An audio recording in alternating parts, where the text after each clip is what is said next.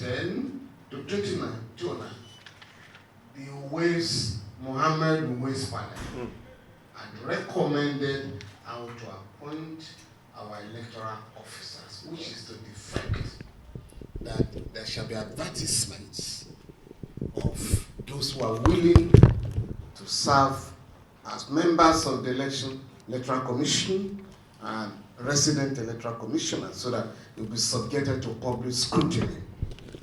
There will be shortlisting.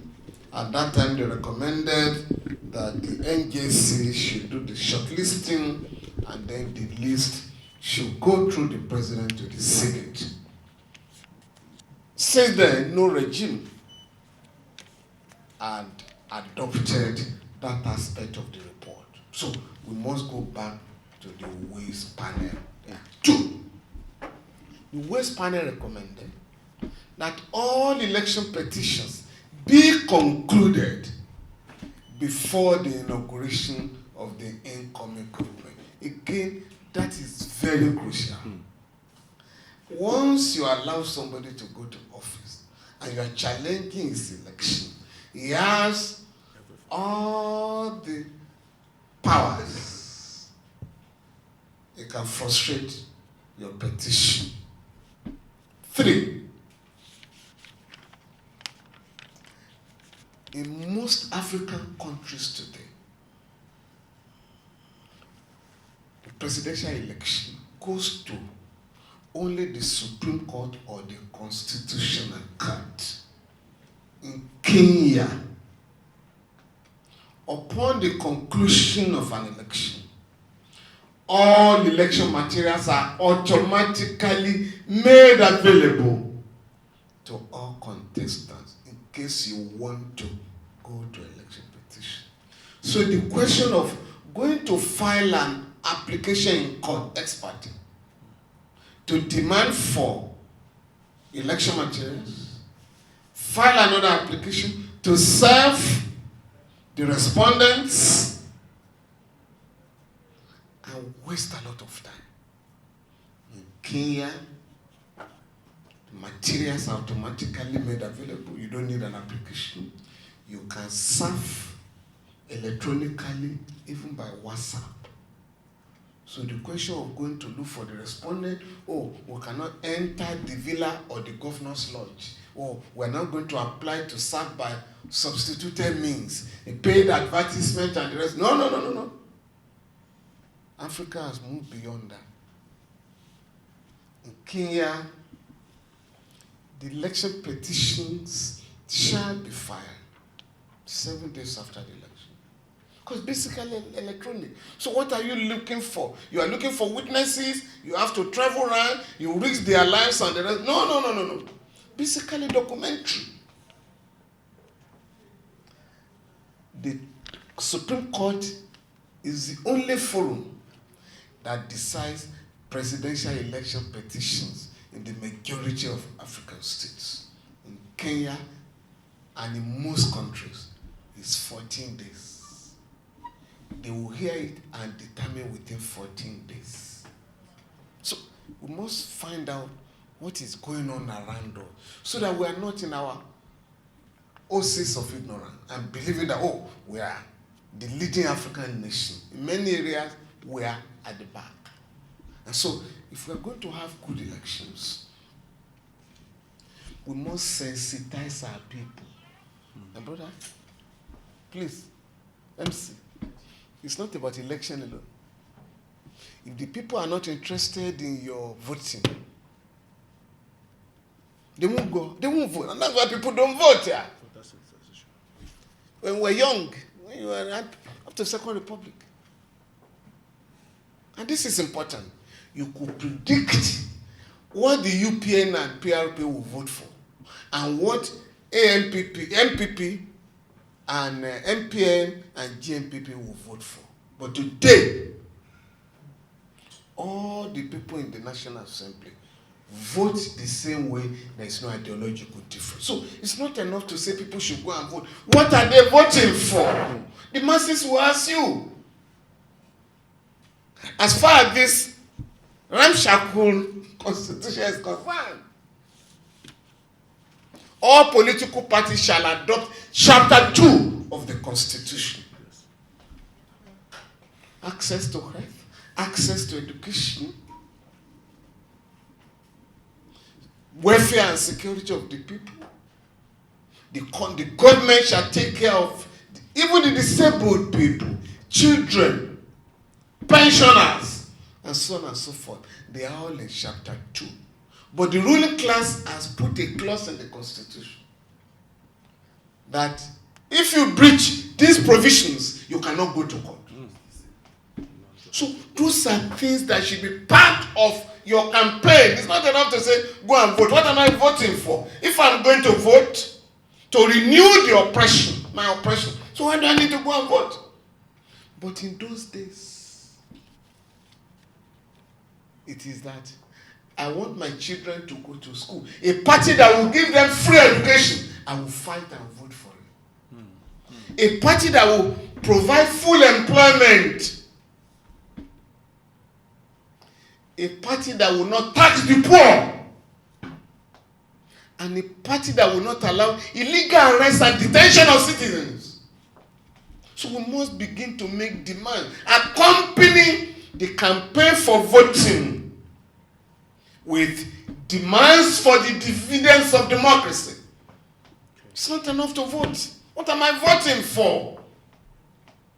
If my conditions will not improve, in my own part of the world, they say, oh God, if you will not improve my condition, leave me as you met me. So if we are going to campaign and you want people to vote, you must also encourage them to ask questions from those who are in power. Now, on your paper, it's not enough to go and submit your proposal to the National Assembly. They will just dump it. And I'm going to suggest to each of us here, and all our friends and family members, we must now begin to interrogate our legislators. You have the right, because they are going to come around to say, come and vote for us. You have the right to write to them. They have money. They earmark money for constituency meetings, which are never held. Because again, we don't demand for those meetings. So we can, part of your campaign, identify. For us, most of us don't know our senators. We don't know our House of Rep member. We don't even know our legislators in the state houses of assembly. So we must begin to ask. Because the National Assembly that will amend the Electoral Act. So we have the right to call them to meetings. Can we discuss our proposals with you? And I can assure you, because of what they themselves have gone through, they are also willing to improve on the current frustrations with our elections. The court has said, the Supreme Court has said, that transmission of election results, electronic registration and the rest of them, beavers and whatever, are optional for INEC. In other words, it is not compulsory as far as the law is concerned to transmit results. That is where we will now have to say, please amend the Electoral Act to make it compulsory for all of us to monitor and visualize the results that are uploaded and sent to the central server of INEC. If you do that, why does anybody go on? We need to go and file election petitions. Because you already know the result, even before the announcement. And that is why in many countries of the world today, losers congratulate the winners, even before the official announcement. Yes, Ghana has just had an election, presidential election in December. 2 former presidents, President Jonathan and President Obasanjo, were there at the inauguration. President Tinubu were there, and about 10 governors. When they came back, there has been no debate of what they saw. And pressmen have not asked them, now you were in Ghana. What happened? there is no election petition against the presidential election. All the losers congratulated the winner. In Accra here, 40 minutes flight. So why is our own so difficult to conduct credible elections? So my suggestion, if we sit down and we begin to host seminars all over the country, we may be wasting our time. Because many of the people you are speaking to are deaf. But we have the right. You have your budget 2025 Appropriation Act. You voted money for constituency meetings and consultation. Please, we are inviting you. Let the senator or the House of Rep member say, I won't come to your meeting. He knows you may be able to campaign against his or her re-election.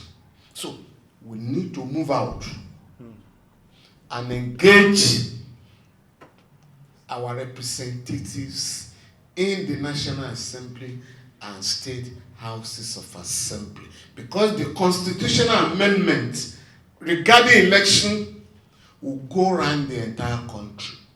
So we also need to engage members of the state houses of assembly. I also want to suggest there are many bodies that are promoting transparent elections.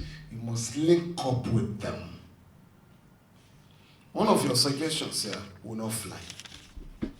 This business of international community, we are deceivers. Who are the members of the international community? Led by the United States of America today. You know what is going on in America? It's even a debate that the president may do a third term, he go for a third term. So what is which America?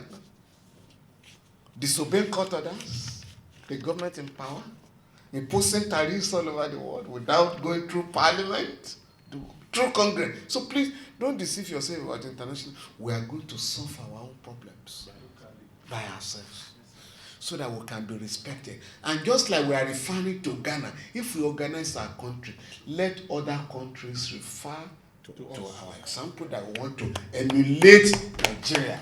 Not that because this is the largest concentration of black people in the world. What we are doing is a shame. I was in Ghana in 2004, I think. We had an election. Or 2000. After the Agor, Florida manipulation in America. And you know, at that time they were saying too close to court. And in Ghana, it was like, no, this is not Florida. We are going to conduct good elections in Accra, in Ghana. Ghana has had over 30 years of uninterrupted election. Now, still on the international community, I was in Accra and delivered a paper in Accra yesterday. So that you know where we are. Yes. We're in trouble. The president, Buhalo Nsalo, of Guinea-Bissau, dissolved parliament in December 2023. He has refused to conduct parliamentary election. His own term of office as president expired in February this year. He's still in office as a sole administrator. Majority of the presidents in West Africa now, are you listening to me? Yes. Are removing term limits in their constitution. That's one of the countries, Togo. Since 1963 that country became independent, only two people, a father and son, have ruled the country. Eyadema's son had just removed term limit from the constitution. His father ruled from 1963 to 2005. He has been ruling since 2005. So he has now removed term limit. The man in Côte d'Ivoire, Alassane Ouattara, is going for fourth term. The man in the Gambia, Adama Barrow, is going for third term. And so on and so forth. 4 of the countries are under military dictatorship. Forget the propaganda that is going on about Burkina Faso. Mali the president of Mali, president of Burkina Faso, the president of Niger are planning to stay in office for 9, 8, and 7 years respectively. Those have not been elected. Are you with me? Yes, so that's the international community you are talking about. Guinea is under a military dictatorship. It too wants to contest election. So don't let's rely. The people we are calling international community should be learning from a great country like our own and not the other way around.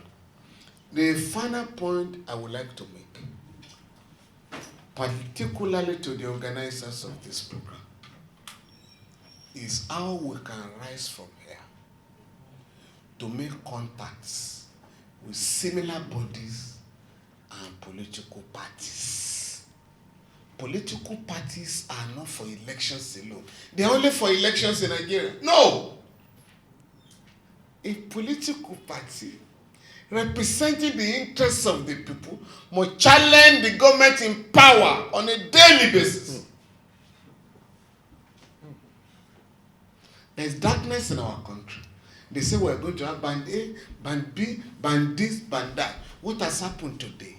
In the midst of the darkness, the Minister of Power has just announced that we are going to increase electricity tariff very soon. And Nigerians have accepted suffering. So we expect parties to come out, to join issues with the government. This was not your promise.